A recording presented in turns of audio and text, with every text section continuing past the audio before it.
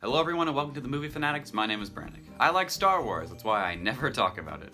Except recently because we've talked about it a lot. And for the next 3 videos, that's not gonna change. This is my favorite franchise ever. I love some of the movies, some of the TV shows, Battlefront 2. The series is home to great movies and some complete excrement. But you already knew that because if you clicked on this video, you're probably a Star Wars fan. And Star Wars fans hate Star Wars. This is part 1 of a 3-part little series I'll be doing on each of the Star Wars trilogies, starting with Jesus Christ. Now you may be wondering why I'm making this video. After all, I just did 3 videos with Brayden and Adam about these 3 trilogies. Well, I'll have you know that I got the idea for this video after I watched Cosmonaut Variety Hour's 3-part Star Wars reviews like a year ago. That's right, I stole the idea for this video long before we made those. And making those 3 videos inspired me to make my own videos about the trilogies. Because I can present an argument best when I script it in advance, which means I like arguing, but I'm not very good at it. You know, because of the whole thinking on the spot and whatever. And that meant we only scratched the surface of my thoughts in those 3 videos. So unfortunately for the internet, I'm back for round 2. Starting with the prequels. Yippee. Sorry guys, but for some reason the general consensus on these movies has changed in the past few years. And a lot of you actually like these movies. But I do not. Except for episode 3, mostly, I don't like the prequels. And for the first time, I'm gonna do my best to explain why. Now, everything that can be said about the prequels has been said already, but that's not gonna stop me. And of course, people who like these movies are entitled to their own opinion, and I respect that. Everyone can think what they want, and I'm glad people can see something good. I kid. Of course, you can like the prequels if you want. I disagree, but hey, I'm not you. At the end of the day, you're probably happier than me. So I went back and rewatched all 3 of these movies just for this video. No need to thank me. But going in, I kept an open mind. I've seen these movies many times, but maybe this time I'd see something I liked. It had been a year or 2 since I'd seen the first 2, so maybe my opinion changed. Do you think it did? Just wait and see. Spoilers, I guess. Let's begin.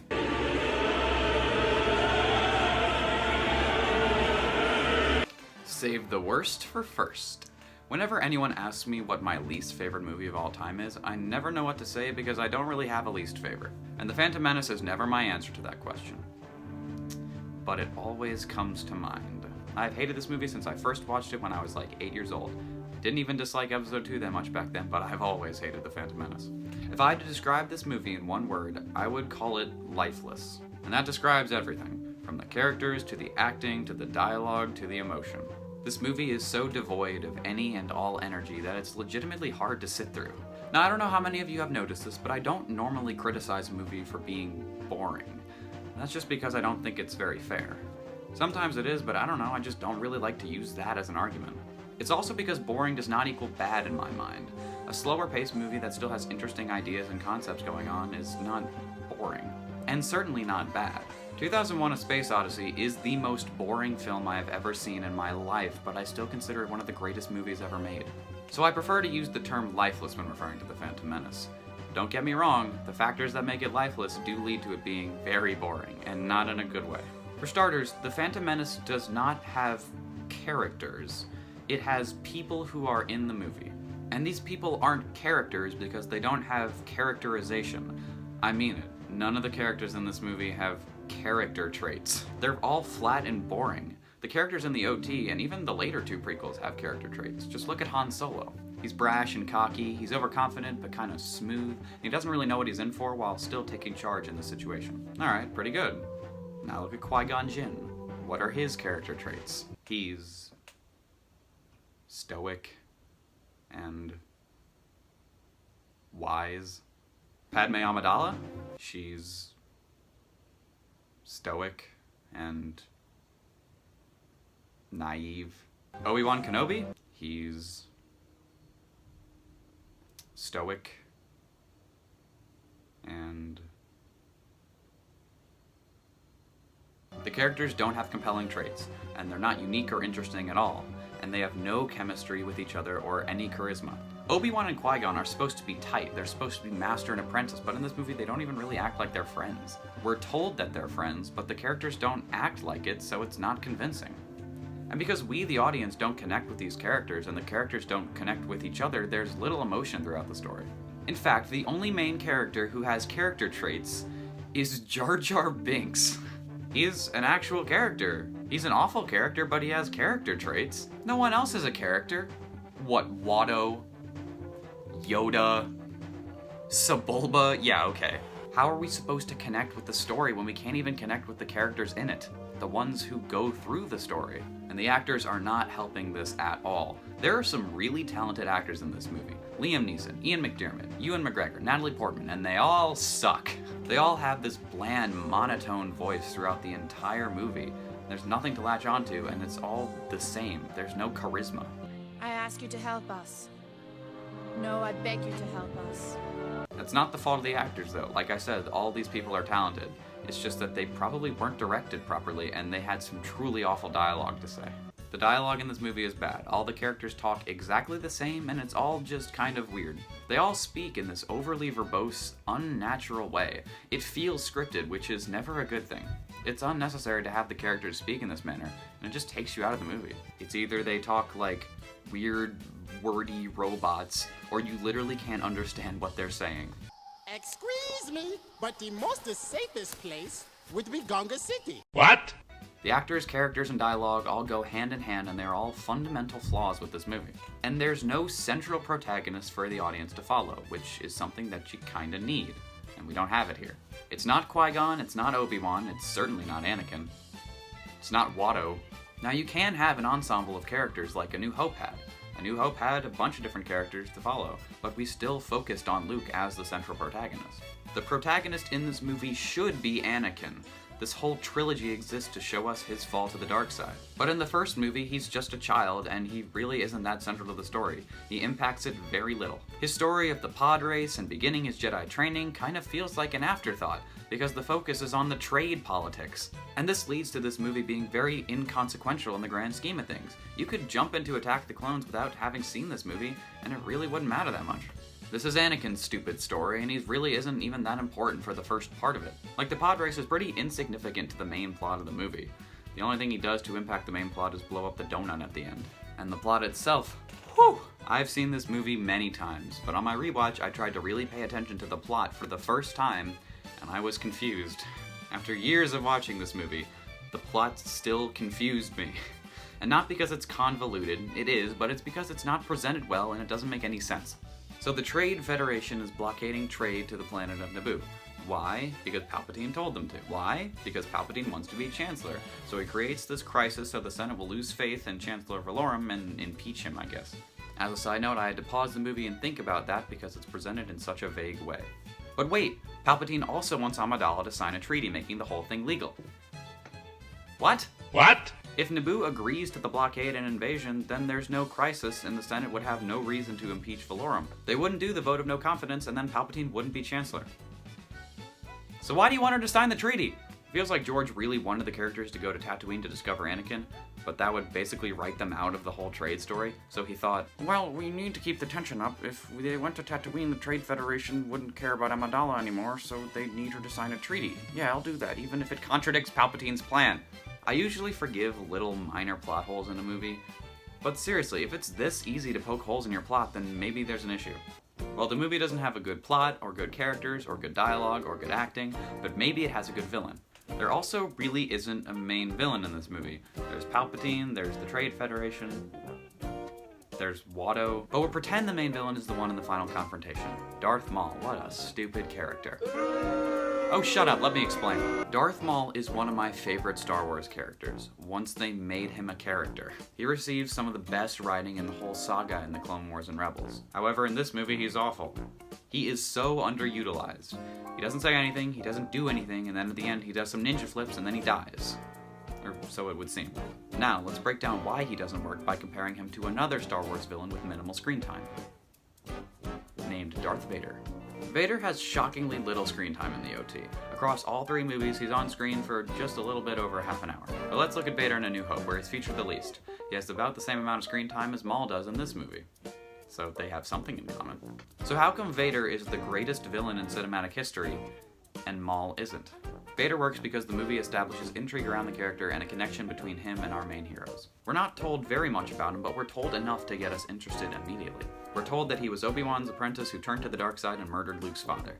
That's not a lot, but it's the perfect amount to get us interested. He has a connection with our heroes because he killed Luke's father and he was Obi-Wan's student. Maul doesn't have any of this. We're only told that he's well trained, and the heroes don't even know who he is. There's no connection. They also really never learn who he is. They just find out that he's a Sith. Of course he is, look at the guy! Maul is immediately killed off, so we never get to find out who he is in these movies. The prequel villains are really bad, and this is the first of 3 villains we'll be discussing throughout this video. And the lightsaber duels in the prequels compared to the originals are vastly different. People make fun of the episode 4 lightsaber duel because the choreography is bad, but those people are missing the point. The reason this fight is infinitely more interesting than this fight is because there is a conflict between the 2 characters. It's not just a sword fight. The A New Hope fight is more interesting because it's about the internal conflict between Vader and Obi-Wan, master and apprentice. There's no internal conflict in the final duel in episode 1, the characters don't even know each other. We went from a dramatic reunion of master and fallen apprentice to 3 strangers hitting each other with swords. You get the same amount of emotion from hitting action figures together. The point of the lightsaber duels was not the choreography, that was never the point. If it was the point, then the OT fights would look like the fights in the prequels. Now, I don't hate the final battle in the Phantom Menace, and I'm not saying the A New Hope 1 is better, but I am saying that the A New Hope 1 is much more interesting. The choreography is impressive, and of course the fight has great music. Duel of the Fates is phenomenal and worthy of all the praise. I just wish there was more to this fight than cool flips and a cool song. Okay, that's about all I can say about this film. I don't like it. It does not work on its own, and it's really insignificant to the rest of the trilogy and the saga as a whole. It features bad characters, bad acting, bad story, bad dialogue, and no emotion. So it's no wonder I don't like it. It is easily the worst Star Wars movie. And I guess that's a silver lining, because it can only get better from here. But only slightly.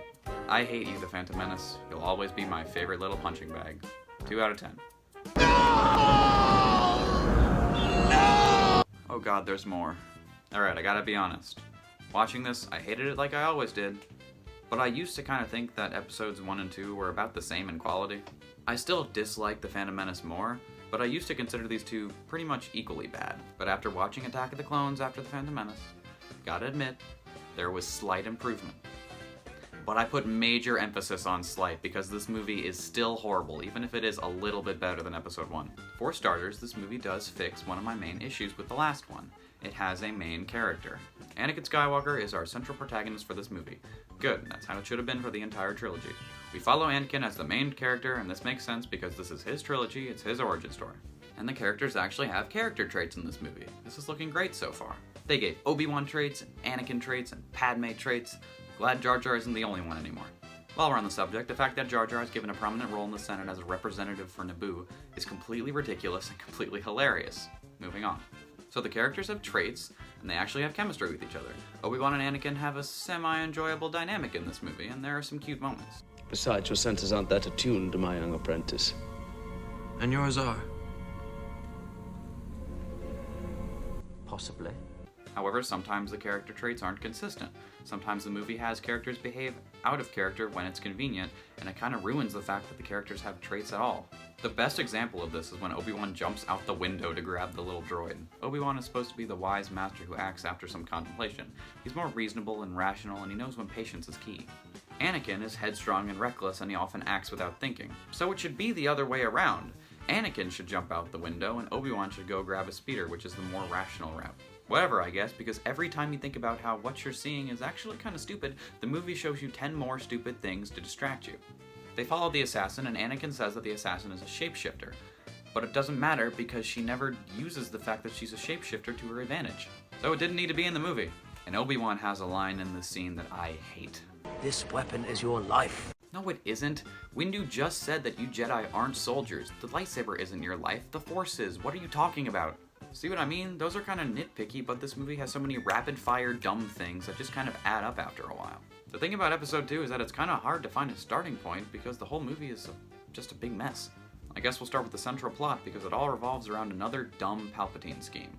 The trend for this guy is making plans with multiple goals that contradict each other, and this is another one. Palpatine is trying to kill Amidala because she is against creating an army for the Republic. But he also wants Anakin to flirt with her and fall in love, so he turns to the dark side later. Good thing she didn't die then. I guess if the explosion at the beginning had killed her, then Anakin would never have turned into Vader. Boy, Sheev, you didn't really think that one through, did you? Sure lucky she lived. This guy's plans make no sense most of the time. It's a miracle they work out in the end. And why do the Separatists want to leave the Republic in the first place? We're never told. We don't learn what really happened with the whole Sifo-Dyas thing until the Clone Wars TV show, and Dooku's involvement with the creation of the clone army is pretty vague. Who erased Kamino from the archives? We assume it was Dooku, but we're never really told in the movie. And I guess now is as good a time as any to talk about our next bad prequel villain. Attack of the Clones, like its predecessor, has no central antagonist. It's not Palpatine, he just kinda schemes in the background, it's not Jango Fett, and the movie acts like it's Count Dooku. First of all, right off the bat, Dooku is first on screen an hour and 16 minutes into the movie. The movie is more than halfway over, and we're just now seeing the guy who's supposed to be our main antagonist. Besides that whole mess, the real problem with Dooku is that he's just kind of underwhelming and his motivations are never made clear. He's not very intimidating and he's pretty dull. He doesn't really do anything, and when he does, it's really whack. For some reason, Dooku decides to tell Obi-Wan about Darth Sidious, a Sith Lord who's in control of the Senate. Now, we're never told why Dooku does this. We're supposed to assume it's some sort of scheme of his, but we're not enlightened as to what that scheme is. And this scene also creates a big plot hole for the next movie. Obi-Wan tells the Jedi about what Dooku told him, and they're just like, he was probably lying. And then it's never brought up again when Palpatine is revealed to be a Sith in Episode 3. Dooku doesn't work because he doesn't really have a big stake in the story, and he never really amounts to anything. He's not very intimidating, he's pretty dull. I don't know, there's just not a lot to him. And again, his motivations are never explained. Christopher Lee gives a great performance for such a bland character, but that's really all the praise I can give Dooku.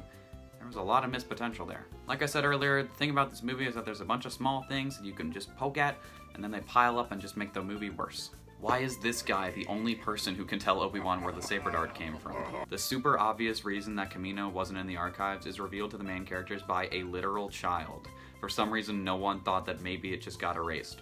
Obi-Wan, after learning that the clones and Jango and Dooku are all connected, never suspects that maybe the clones are secretly evil. Gather what troops you can. We've got to get to that hangar. How do you know about the hangar? You fell out of the plane before they got there.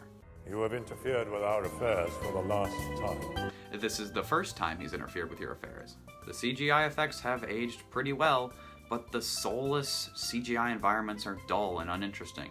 There's so much life packed into the sets of the OT, but the prequels have these flat, lifeless CG backgrounds with absolutely zero character. And how are the actors supposed to modulate their performances to fit the movie setting when the film sets look like this? See, there are some real big things and a bunch of little things that just add up to this movie being bad. And while we're on the subject of actors, good lord, the acting in this movie is on another level. Hayden Christensen and Natalie Portman are both giving very awkward, just crappy performances. And I'll be a little forgiving. I don't think anyone can make the dialogue in this movie sound good. This is easily the worst dialogue in the entire saga. Believe me, I wish that I could just wish away my feelings. But I can't. But the acting is still not good. He's holding me back! And yes, it's the big problem with this movie that everyone always talks about, but the romance story in Attack of the Clones is atrocious. George Lucas is not good at writing dialogue, but he is even worse at writing romance dialogue. The lines and acting make the whole love story feel forced and unnatural and frankly uncomfortable. Oh, don't do that. It's so ham-fisted and it isn't believable at all. There's nothing in this movie that convinces us that these two characters like each other and should be together. It's just scenes of two attractive people hanging out. And that's enough, I guess. But it isn't. Anakin and Padme's love is the driving force for Anakin's fall to the dark side, but it's founded on a weird and uncomfortable and unbelievable romance in this movie. It's one of the biggest problems with the whole trilogy because it is a fundamental plot point that is fundamentally flawed. And it's very difficult to sit through these scenes because of how uncomfortable they are. It makes me feel uncomfortable. Yeah, I don't blame you. It's ironic because this movie has one of the greatest love themes ever written. Across the Stars is gorgeous. John Williams is just consistently wonderful. All that's really left is the final battle. And it's just too much. The ending is one long, dumb CGI explosion battle. And I don't like it very much. The droid factory scene just feels like a level in a crappy video game. I actually like the part where our heroes have to battle the rhino, crab, and lion without any weapons. That was pretty neat, but then Windu rolls up and it just turns into a billion Jedi fighting a billion droids and it's just a headache. The original trilogy had chaotic battles like Endor and Hoth, but it was more controlled and you could more easily track what was going on. The arena fight and subsequent desert battle are just uncontrolled chaos, and that's not a good thing. Also, Padme only has a gun. she should be dead. And the final lightsaber duel is quite underwhelming. The same thing that applied to the Phantom Menace applies here. There's little emotion, and it's just a sword fight where Dooku makes funny faces. And the choreography isn't even that interesting. Like, I know Christopher Lee is an old man, so shots where it's not a stunt double would look a little odd, but look at this.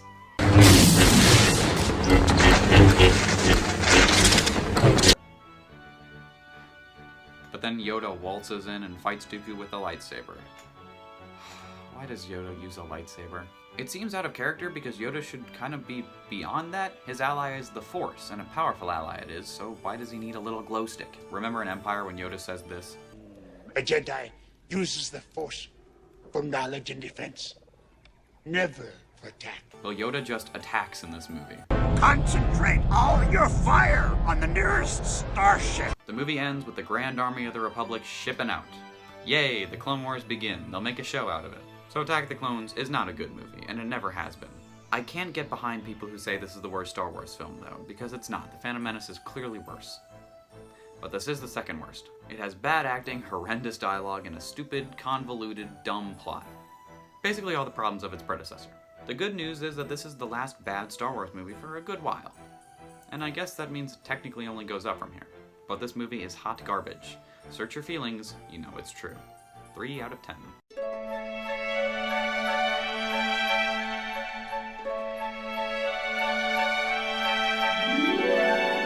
Alright, here we are. The good one. I say that because it's true. I can't call this one a bad movie. However, I also can't call it a great movie, and people definitely over-exaggerate the quality of Episode 3 the most. Just to get it out of the way before we start, this is my ear's favorite movie. Star Wars is famous for having fantastic music, but Revenge of the Sith really is something else. This is my favorite film score ever made. Out of any movie, this tops them all. Every piece is perfect, and the score really elevates every scene a lot. But let's talk about the actual movie. The opening is pretty great. I like it. It's exciting, the acting is good, and there are plenty of great character moments between Anakin and Obi-Wan. Anakin killing Dooku is good for his character, and while I do enjoy the opening overall, I do still have some problems. First of all, the opening is the first sign of what the movie does with Anakin. It does some pretty serious backtracking. It feels like George Lucas realized that Anakin was way too evil in Attack of the Clones, and in the first half of this movie, he's an actual good guy. It's really jarring because Anakin goes from a more heroic version of himself to a Sith Lord. It doesn't make sense, and it just feels like a lazy way to undo part of the last movie. Anakin honestly feels like a different guy in this movie, and it doesn't feel right or doesn't feel natural at all. My other big problem with the opening is that Palpatine gets kidnapped off screen. Why? Isn't that something we should see? We only read about it in the opening crawl. That should really be in the movie, and you could get rid of some of the other filler stuff to make room in the runtime. Get rid of Kashyyyk, it has no story significance. Showing Palpatine getting kidnapped would actually establish Grievous as a threat right off the bat, and I guess we should do our last prequel villain talk. I have a general grievance with General Grievous, and that's that he's unnecessary. I mean it, of all the prequel villains, he really didn't need to exist. He comes out of nowhere, and we're only told to care because killing him will end the war. Who is this guy? And why has he never existed or been important before? He only exists so we can have a cool lightsaber fight in the middle, and to give Kenobi something to do, because he basically gets written out of the story. And on top of all of that, Grievous is a goon. What's the situation, Captain? He is so ridiculously over the top in this movie that I can never take him seriously. He has this Saturday morning cartoon villain dialogue and bronchitis, so he's constantly wheezing and making weird sounds, and I find it endlessly entertaining. But not in a good way. I don't like him here, but of the three villains, he's my favorite in these movies because he's hilarious. Although that was definitely not the intention. He's really pointless, and I just don't think he should be in the movie. That goes for the Obi-Wan versus Grievous fight too. It's just filler. Really, what I do to fix the prequel villains is just make them all one character. Take one of the villains and just make them the villain for the whole trilogy. Have them take on the role that each villain has in each movie. This villain would not die in the Naboo duel, would escape Geonosis, and then could either die by Anakin or Obi-Wan killing them in one of these two scenes. I would have Obi-Wan kill him in the Utapau duel because in this version, the villain has more of a presence and an emotional connection with our heroes, and it would make the mid-movie fight a lot more interesting instead of just a pointless duel against a coughing robot. We'd have to work stuff around to make it work, but I think it would make the movies a lot better by giving an actual antagonistic force throughout. If I had to pick which one it would be, I would go with Maul just because I really wish he was used in this trilogy better, but it really could be any of them. But there is stuff in the middle of the movie I enjoy. For starters, I think this scene is my favorite in the whole trilogy. It's so powerful without saying a single word besides Palpatine's voice ringing through Anakin's head at the beginning. It's a quiet, subtle moment that shows Anakin's conflict in a believable way. Unfortunately, this is the only time it's believable, but we'll get there. And as far as the action goes, it's mostly good. As far as the Windu versus Palpatine fight goes, I like it. It feels like a dramatic turning point for the story, and it is. Finally, the Sith Lord is revealed. Wait, it took this long? A large portion of this movie is just the Jedi going, ooh, the Chancellor's up to something, we don't trust him. Did they forget what Dooku told them about a Sith controlling the Senate? They've been looking for a Sith Lord, did they forget to check the guy who's controlling the Senate? Speaking of politics, I think that this is the one movie that makes politics almost interesting. The idea of a republic falling, giving rise to an evil empire, is a compelling story that the movie scratches the surface on, and I really think it could have been explored more and elaborated on more. The movie just doesn't go far enough with it. Same with the idea of the Jedi being corrupted. That's an interesting concept, and the movie explores it a little bit, but I think it could have just gone further. And these subjects can work. That's proven by how interesting they were in the Clone Wars. I just wish they were interesting here too. Staying on the subject of the middle of the movie, it has what I consider to be the biggest problem with the movie and the trilogy. And that's unfortunate because it's the whole point of the movie and the trilogy. Anakin's turn to the dark side is not very good. And that's a shame because, like I said, it's the whole reason these prequels exist to begin with. Anakin becomes a Sith Lord after having some bad dreams about his wife dying and after the Jedi Council bullied him a little bit. It's made worse by the sudden character shift to be a nice guy in the beginning before becoming a Sith Lord later. It's not satisfying to watch. His turn to the dark side isn't earned or justified because it doesn't feel like there's enough motivating him to become a mass murderer. He's evil for the rest of his life, and this is the reason why? And when Palpatine tells Vader that Padme still died, Vader just goes, oh well, guess I'll be evil. It would be in character for Vader to turn on Palpatine after doing this. Sheev lied to him. He turned to the dark side and Padme still died. He says in this movie that he'd be willing to overthrow the Emperor for Padme, but I guess he just forgot.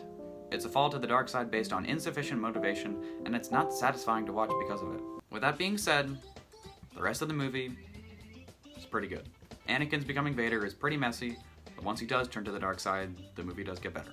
Order 66 and the Jedi Temple Massacre are both interesting to watch, and it's kind of fun to see Palpatine's garbage plans somehow amount to something in the end. There's action, but it services the story. It's not just action for action's sake. Take notes, Attack the Clones. The scene that cuts between Palpatine's speech and Vader murdering the Separatists is really good. It illustrates the point that Palpatine's promise of peace is founded on violence. It's an interesting concept. The scene where Obi-Wan tells Padme about Anakin turning to the dark side is really good. It's really well written and really well acted. And the music is beautiful. I guess we should finally mention Ewan McGregor as Obi-Wan. Like everyone says, he really is one of the best things about this movie. And the whole trilogy, to be fair.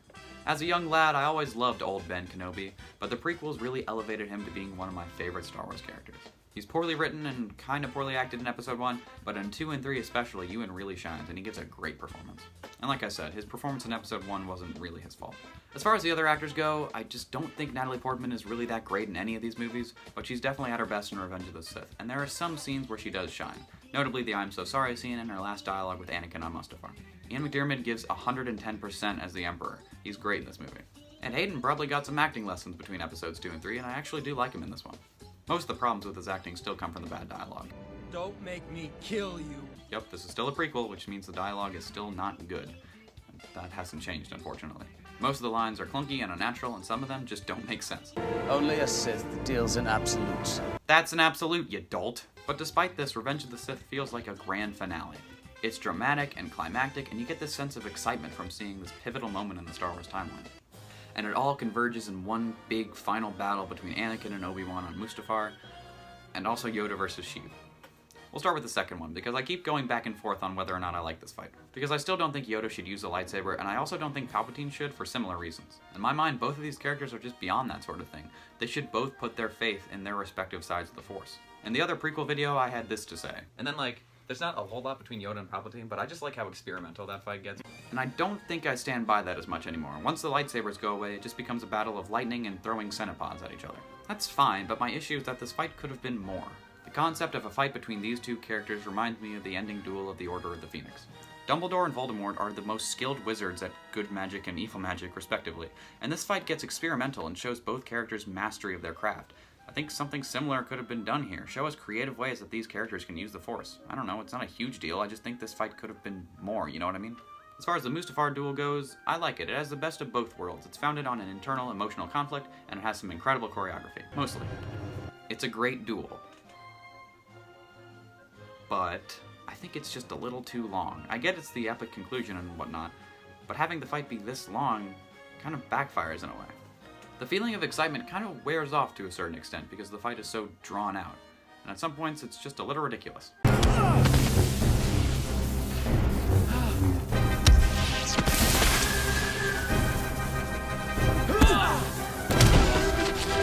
To kind of explain myself, I'm going to use the example of Maul and Obi-Wan's final confrontation in Rebels. This is a very significant moment for the characters involved, just like the Mustafar duel.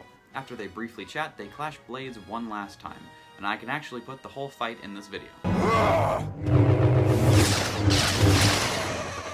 That's all. It's quick, and it's satisfying. It's not a 40-minute scene of the characters doing backflips and hitting each other with swords. It's perfect. Now, I'm not saying that the Mustafar duel needed to be 2 seconds long. That would have been kind of dumb, but I'm saying that a scene can sometimes benefit from brevity. Just because the Mustafar duel is an important moment and an exciting climax doesn't mean it has to be this drawn out. But I do like this fight, and the scene where Anakin is burning is emotionally moving and great. And I really love how much Hayden sells this line. And as far as emotional endings go, you can't really beat Revenge of the Sith as far as Star Wars is concerned. Maybe it's just because of the sublime music, but the scene where Padme dies intercut with Vader being put in the suit is really effective. I hope nothing goofy happens that makes it slightly worse. Yeah, that's the thing with this movie. Sometimes super dramatic moments are interrupted by things that are unintentionally hilarious. You have lost. No. No, no, you must die! But it's not that big a deal. Okay, so Revenge of the Sith is an improvement over the first 2 prequels. But it is by no means a masterpiece. I'm really conflicted on this one because there's a lot I like and a lot I don't. And I noticed a lot more that I didn't like this time around. There are plenty of super emotional moments, exciting action, and an improvement in the acting. But there are still plenty of flaws. The dialogue still sucks. There's a lot of filler in the form of Grievous and Kashyyyk, and Anakin's turn to the dark side is really poorly written. This one is not the best Star Wars movie, and to put it on the same level as any of the 3 originals is some serious hyperbole. But I guess Star Wars fans are known for that. I like this one, but I don't love this one. Sorry guys, it's got a lot of problems. 6 out of 10. The prequel trilogy is not a good trilogy.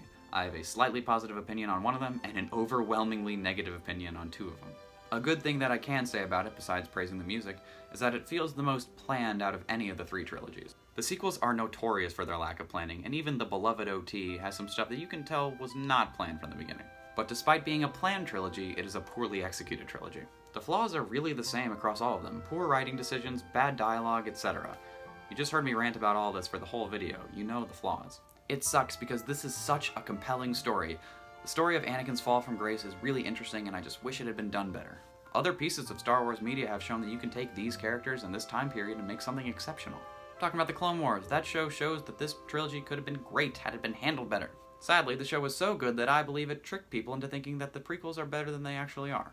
The characters are all at their best in the Clone Wars. The 3 villains I talked about are good in the Clone Wars. Even the politics are interesting in the Clone Wars. But the show cannot make the movies better because they're not good. Similarly, the sequels do not redeem this trilogy. Even if the new movies were worse than the prequels, they wouldn't make the prequels any better. That's not how that works. And I don't really know why hating this trilogy is a hot take now. Maybe it's just because I haven't seen many good arguments defending the prequels. Most people just say they're better than the sequels and they have cool lightsaber fights, as if that's a real argument, while ignoring every reason these movies fail. I guess all the poor character choices and sloppy writing and horrendous dialogue are all excused by some cool fights. If all you take away from Star Wars movies are the cool action scenes, then yeah, you probably love these movies, but you've really been missing out on what makes Star Wars so great. Sure, the blockbuster action is a component, but even in the originals, the action wasn't the focus. It was the well-written characters, the well-written story, the emotion, not the explosions. The prequels don't understand this. Sure, they have big arena battles and over-choreographed lightsaber fights, but they miss the mark on characters and story. And some people feel that the prequels are good because they have original ideas, as if that's enough to make a movie good. Unfortunately, the original ideas in this trilogy aren't presented well at all, and that's half the battle. You have to execute your ideas well to have a good story, and we've seen that they weren't executed well. Sure, there's a good story in there somewhere, but it's hiding behind abysmal character writing and poor plot choices, and just bad execution. No, these movies aren't better than the sequels. No, they're not secretly art. No, they're not good movies. But I'm entitled to my opinion just like all of you are, and you all know how I feel. Taking my scores for each movie, the average score for this trilogy is 3.7 out of 10. Great movies. Well, the worst is over. Next we'll tackle the original trilogy, and that video will probably be a lot nicer and a lot shorter. But for now, I'm tired. Thank you all for watching. I'll see you in part 2. This is Brannick from the Movie Fanatics, signing off.